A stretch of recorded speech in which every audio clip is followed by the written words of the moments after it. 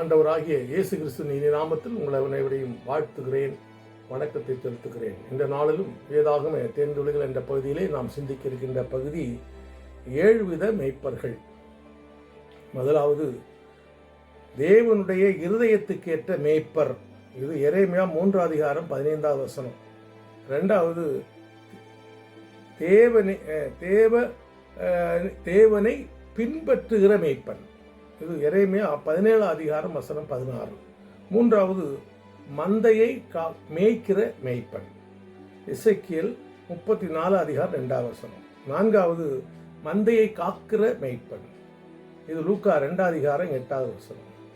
ஐந்தாவது காணாமல் போன ஆட்டை தேடுகிற மேய்ப்பன். இது லூக்கா 15 அதிகாரம் வசனம் 4-6 வரை சொல்றது. ஆறாவது தேவனை துதித்து மகிமைப்படுத்துகிற மேய்ப்பர். லூக்கா 2 அதிகாரம் 20வது வசனம். ஏழாவது ஆடுகளுக்கு தண்ணீர் காட்டுகிற மேய்ப்பர்.